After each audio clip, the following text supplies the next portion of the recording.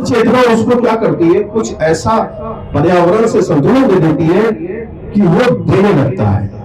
जब देने लगता है तो उससे विश्वविद्यालय बन जाता है और फिर उसमें 1000 लोग पढ़ने लगते हैं। तो इसका मतलब हमारी इम्यूनिटी क्या है? इम्यूनिटी है जब हम शिक्षा को चेतना से जोड़कर अपने अंदर की शक्ति को बाह्य शक्तियों के साथ संतुलित करेंगे तो चेतना इस विज्ञान तक पहुंच जाएगी। मोतीलाल नेहरू राष्ट्रीय प्रौद्योगिकी संस्थान के योगाचार्य और बहुत से और जो छात्र बहुत से कहीं कष्ट में फंसे हुए आते हुए जो भी पहुंच पाए हैं, उन सबका इस वेज एकेडमी में स्वागत है। और उन्हीं के द्वारा, क्योंकि ये वो टेक्नोक्रेट्स है जो कि उस रैंक पे एंटर कर चुके हैं जिस रैंक में पाने के लिए पूरे इलाहाबाद में लोग प्रयास करते हैं, और इसमें इलाहाबाद के सारे कोई छात्र होंगे। इन सभी का हम इस पंडाल में स्वागत करते हैं। और एआई और ओमिनर पे कल भी सेमिनार में काफी लोग बैठे थे यार, जितने आप आए हैं उनका। योग गुरु धर्माचार्य जी भी यहाँ आ गए हैं, जो उनको सुबह 6 बजे योगा और नैतिक मूल्यों पे क्लास लेते रहे हैं, उनका भी मैं स्वागत करता हूँ।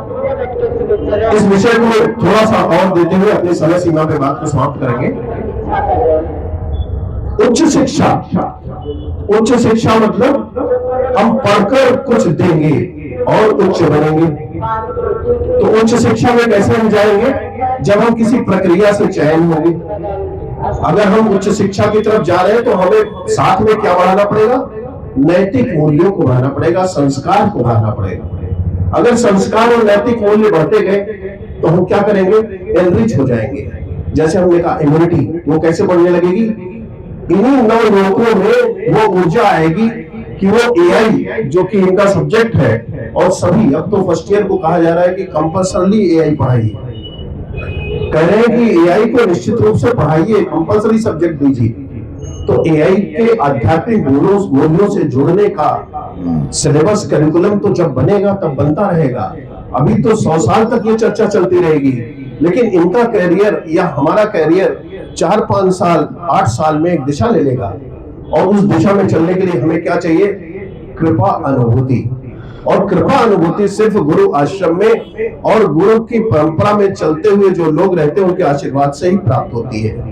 नहीं तो हम कभी जहारा से बाहर आ जाते हैं। अजय मोक्ष बाकी और चीजों में जाने का समय नहीं है। आज हमको शॉर्ट में बताना है कि हमें शिक्षा को जो विद्या ददाति विनयम, विनयम ददाति पात्रताम, इससे जोड़ते हुए अपने विनय को, विनय मतलब ग्रहणशीलता, विनय मतलब देने की इच्छा, विनय मतलब सहोदय होके हमें बात करने की इच्छा। और हमारे जो प्लेसमेंट है वो क्या है? प्लेसमेंट भी आध्यात्मिक मूल्यों के संयोजन के व्यक्तित्व की निखार, पर्सनालिटी डेवलपमेंट है। क्या ये मूल्यों का संयोजन ही तो पर्सनालिटी है। तो अगर पर्सनालिटी डेवलपमेंट की बात हम कर रहे हैं तो हम क्या सिर्फ ग्रुप डिस्कशन की बात करेंगे? नहीं, हम सोचेंगे कि ये आध्यात्मिक विषय श्रीमद् भगवद गीता में कर्मण्येवाधिकारस्ते मा फलेषु कदाचन, ये है क्या? और इसको किसमें जोड़ेंगे? ठीक है, एआई से हम खोज लेंगे, अभी तुरंत संस्कृत मंत्र बन जाएगा, लेकिन मंत्र को समझेंगे कैसे? जब हम इस तरह के वर्कशॉप सेमिनार में आएंगे तो हमें क्या होगा? मंत्र का संयोजन मिलेगा। कर्मण्येवा क्या होता है, अधिकारस्ते क्या होता है, और हम कंप्यूटर में तुरंत खोज लेंगे कि अच्छा इसका मतलब यह है कि कर्म को जोड़ना है। किससे? कभी कभी कर्म को हम जोड़ते हैं सत्य से, कभी रज से, कभी तम से। क्योंकि ये पूरी भगवद गीता एक बीच में गोला बनाइए, उसमें लगा दीजिए उद्देश्य इधर रखिए, कर्म इधर रखिए, बीच में योग रख दीजिए। इधर रखिए कर्म, इधर रखिए उद्देश्य, और बीच में रखिए योग। अब इसी में मैट्रिक्स बना दीजिए। मैथमेटिक्स के स्टूडेंट, कितने तरह के उद्देश्य हो सकते हैं, कितने तरह के कर्म हो सकते हैं, और कितने तरह से जोड़ा जा सकता है। तो पता चलेगा कि इन्हीं तीनों के जोड़ने से हम उच्च आध्यात्मिक स्तर पे पहुंच जाएंगे, इन्हीं से हम सबसे निचले स्तर पे पहुंच जाएंगे। लेकिन ये मैथमेटिक्स का जो ग्राफ है ये बनेगा कैसे? श्रीमद् भगवद गीता को 5 मिनट में हम समझेंगे कैसे? क्योंकि जितने भी इस तरह के लोग रहे जिन्होंने शाश्वत भारतीय विश्वविद्यालय बनाया है, उन्होंने अपने जीवन में पूरी भागवत, पूरी भगवद गीता अपने मस्तिष्क में एआई की तरह डेवलप किया है। आज हमारे पास और बहुत से नवयुवक वक्ता हैं जो आज के समय को देख रहे हैं, उनके साथ हमारी चर्चाएं होती रहती हैं। अपने मोतीलाल नेहरू राष्ट्रीय प्रौद्योगिकी संस्थान में कल और भी कुछ लोग आए थे और उन सब के बीच एक बात निकल के आ रही है, और प्रयाग का ये कल्पवास 30 तारीख को पूरा हो जाएगा माघी पूर्णिमा के साथ। और आज अचला सप्तमी और चैतन्य महाप्रभु का आविर्भाव दिवस है। गंगा की गोद में गंगा का मंत्र पढ़ के हम अपना समय पूर्ण कर रहे हैं। ये जो गंगा है, इस पूरे जगह पे जितनी भीड़ आप देख रहे हैं, ये हर साल पानी में डूब जाता है, ये उसका आंचल है। लेकिन हर साल यहाँ पर करोड़ों लोग आते हैं। तो रामचरितमानस में माघ होकर के जो हुई तीर्थपति आवन सब कोई, आपने भी बताया कि सम्राट अशोक या हर्षवर्धन भी आते थे। और क्यों आते थे? पूरा राज्य डोनेट कर देते थे। और हमने तो आचार्यों से सुना है कि अपनी लंगोटी पे वापस हो जाते थे और फिर से पूरे वर्ष धन का जो भी संग्रह होता था वो प्रयाग में आके दान कर देते थे। इसलिए ये संकल्प और कल्पवास का क्षेत्र है। और इसमें जो भी संकल्प 30 तारीख के पहले जो भी विद्यार्थी लेगा, गंगा के आंचल पे हमें नहीं मिलता कोई आदमी जिसका वो संकल्प पूरा ना हुआ हो। तो हम उस प्रयाग के मंत्र को बोल के माधवम सोमम भरत वाजम चवासुकीम वंदे अक्षय वटम शेषम प्रयागम तीर्थ नायकम। ये 7 तीर्थ है प्रयाग के, गंगे च यमुने च गोदावरी सरस्वती नर्मदे सिंधु कावेरी जलेस्मिन् सन्निधं कुरु। हमारे हाथ में जल हो और ये मंत्र हो तो संकल्प सिद्ध हो जाएगा। और आखिरी, अगर हम सब लोग गंगा यमुना सरस्वती के संगम पर सरस्वती लुप्त है तो कहाँ है? हमारे हृदय में ये तीनों चीजें चल रही हैं। हम लोग कोशिश करें कि हम इस मैसेज को समझ जाएं कि हमें अंदर छुपी हुई प्रतिभा को, अंतर मन को जगाते हुए, आत्म जिज्ञासा को बढ़ाते हुए, अपने को संकल्प की तरफ बढ़ाते हुए एक योजना बनानी है, जिस योजना में हम अपने उच्च स्तर के सोचे हुए किसी भी लक्ष्य को प्राप्त कर सके और स्वस्थ रह के अपने उस लक्ष्य के स्तर का आनंद भी ले सके। धन्यवाद अशोक जी, धन्यवाद। बहुत बहुत धन्यवाद सर, आपने बहुत ही डिटेल में और बहुत ही अच्छे तरीके से हमारे आज के सेमिनार के टॉपिक चेतना अनुप्राणित शिक्षा पद्धति को समझाया है। आज हमारे बीच एमएनआईटी के बहुत सारे स्टूडेंट हैं। आप लोग बहुत कठिनाइयों का सामना करके यहाँ आए, हमें बहुत अच्छा लगा। धन्यवाद, बहुत बहुत धन्यवाद कि आप यहाँ तक आए इतनी कठिनाइयों के बाद भी। हमारे टॉपिक का जो सेकंड पार्ट है, एआई एवं आध्यात्मिक मूल्यों का संयोजन। यहाँ पे बैठे सभी लोग एआई से परिचित होंगे, अगर नहीं होंगे तो मैं उसको छोटी सी एक उसकी डिटेल बता देता हूँ कि आज हम बहुत ज्यादा एआई सुनते हैं। एआई एक छोटा सा ऐसा सॉफ्टवेयर कह सकते हैं जो हमारे कार्यों को आसान करने के लिए बना था। जो लोग इंजीनियरिंग बैकग्राउंड के हैं वो उसकी बहुत इलैबोरेट डेफिनेशन से जानते हैं, परंतु जो नहीं है आप समझिए कि एआई हमारे कार्यों को आसान करने के लिए बना था। यह युग एआई के उदय का युग माना जाता है। अभी एआई बढ़ रहा है, आगे बढ़ता जा रहा है, अभी अपने उस लेवल पे नहीं पहुंचा है जिस पे उसका इंटेंट है पहुंचना। जैसा कि हम बार बार डॉक्टर चंद्रविजय चतुर्वेदी जी को याद कर रहे हैं, उनका एक कहना है कि ये जो देश है वो युवा से आगे बढ़ेगा। और कैसा युवा चाहिए? ऐसा युवा चाहिए जो शारीरिक रूप से स्वस्थ हो, मानसिक रूप से प्रखर हो और आध्यात्मिक रूप से चेतन हो, अनुप्राणित हो। मतलब mentally, physically healthy, mentally vivid and academically conscious. Consciousness क्या है? अगर हम अपने आप से पूछें कि क्या हम कॉन्शियस हैं, क्या हम चेतन हैं, कॉन्शियसनेस क्या है? और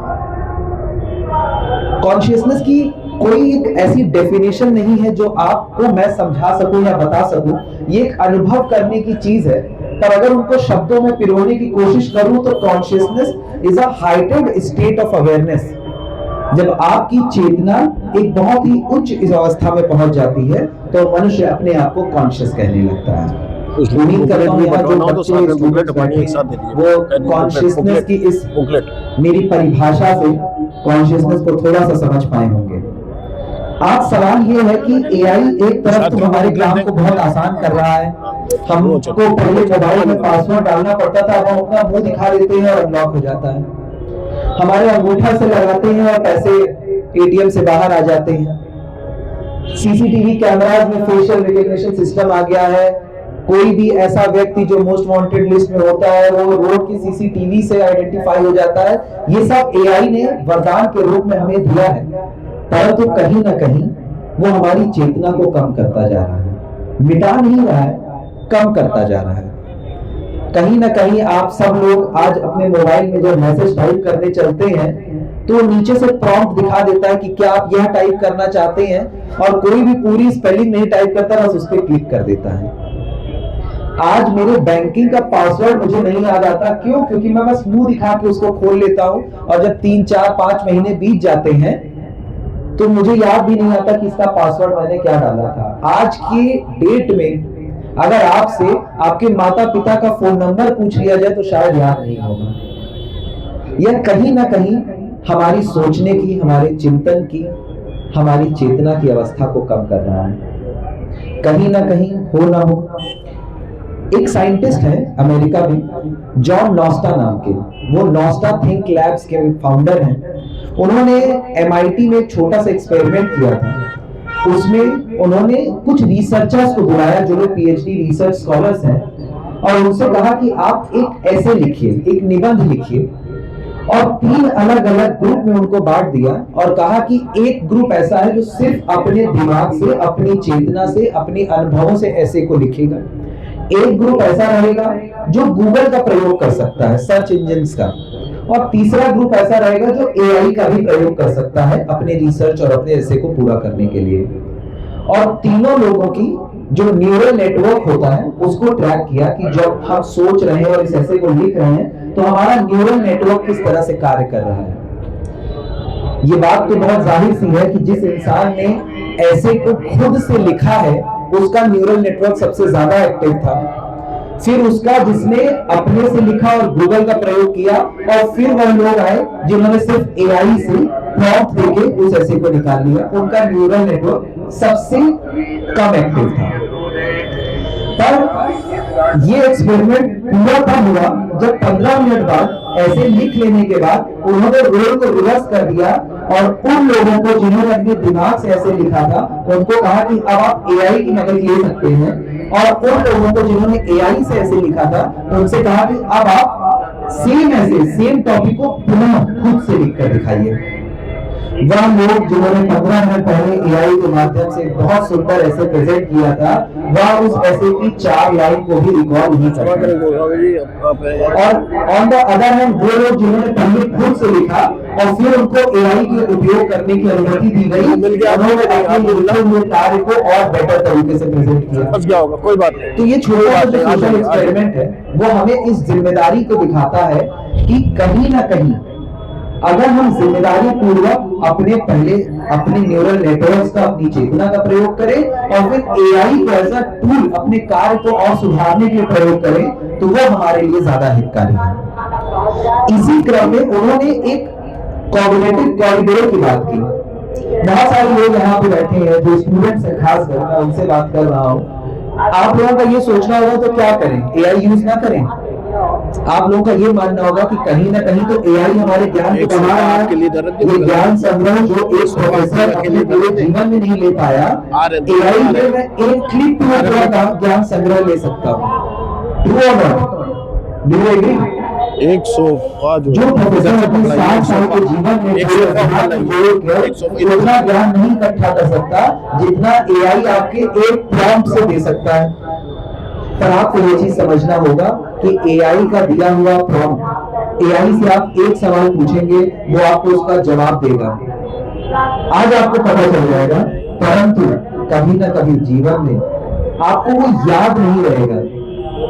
आप ब्लू व्हेल के बारे में पूरी रिसर्च कर लीजिए, पूरी माइंड बायोलॉजी समझ लीजिए उससे, पर जब समय आएगा उसको रिकॉल करने का, you will not be able to recall it exactly. On the other hand जो प्रोफेसर